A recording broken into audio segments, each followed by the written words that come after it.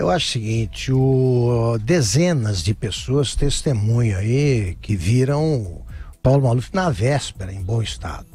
Aquela bengala, ela não tem 10 metros de quilometragem, ela é nova. A bengala apareceu de repente e ninguém fica daquele jeito da noite para o dia, repito, não é possível, está arrastando os pés, se apoia nas pessoas, ele está completamente depauperado, isso não existe. É por isso também que eu admiro o comportamento dos Estados Unidos nesse campo. Não tem conversa. O Paulo Maluf está com 86, pois o Zé Maria Marinho está com 85. Ele e o Maluf, quando foram eleitos em eleição indireta em 1978, um governador, Maluf, e o Zé Maria Marinho, que era candidato a vice-governador do Laudo Natel e traiu o Laudo Natel para se juntar ao Maluf, eles, a partir daí, se definiam como irmãos gêmeos ou irmãos siameses. Voltando ao caso, o Marinho acaba de ser condenado por causa do escândalo da FIFA, né, dos super cartolas ladrões que acabaram com o futebol brasileiro, desmoralizaram. Ele foi condenado já por corrupção. Ele embolsou pelo menos 6,5 milhões de dólares em propinas. Ele está com 85 e foi para a cadeia direto do julgamento. Ele já foi para a cadeia, não voltou ao seu apartamento no prédio do Trump, aquele espetáculo de prédio, um apartamento de luxo. Ele não voltou. E ele será condenado a mais ou menos 70 anos, a juíza prevê, e a própria juíza que o condenou disse que ele não sai em menos de 15 anos.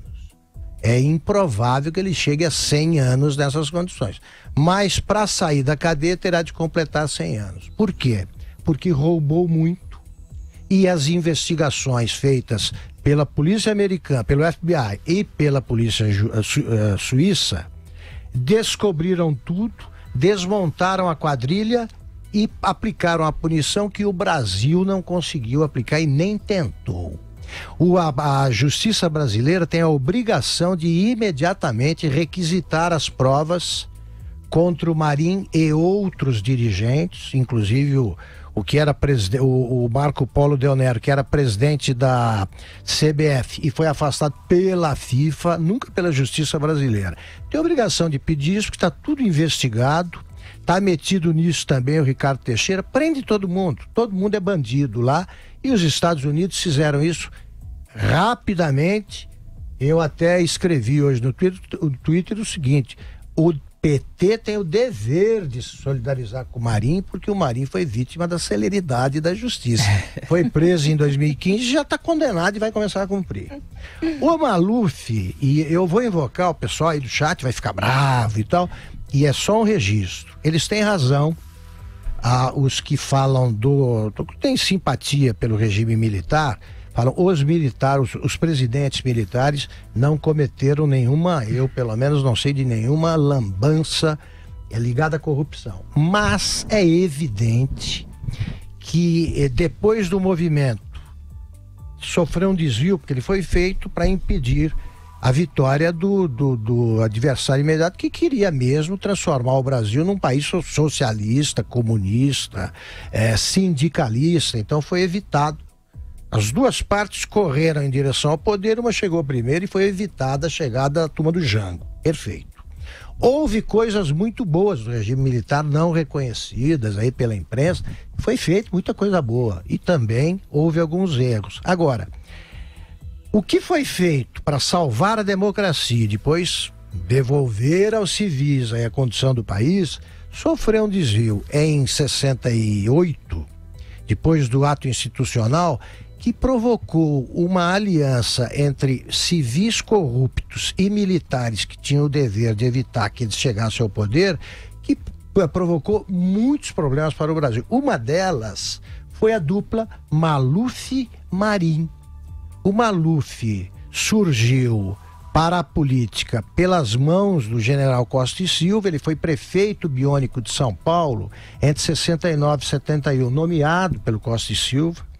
Depois, em 78, ele voltou com a ajuda de adversários do Geisel, que apoiou o Laudo Natel, já em aliança com o Marinho, e só agora ele foi condenado por um dos crimes, dos muitos que ele praticou, foi para a cadeia e está jogando dessa maneira. Então é bom saber, para os que acham que a intervenção militar resolve tudo, que a corrupção existiu sim, também durante o regime militar, porque foi com os civis que se aproximaram dos militares, não tinham nada de anjos, não, um deles foi o Sarney.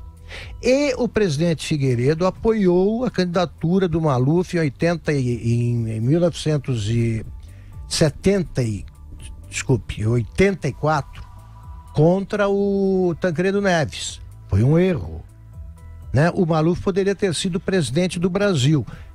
Nós teríamos um presidente assim, desse jeito. Então eu acho que a gente deve, com tranquilidade, democraticamente, sem fla-flu, sem histeria, reconhecer que existem erros em todos os governos e eles devem ser apontados com a maior sinceridade, porque esse é o papel do jornalista.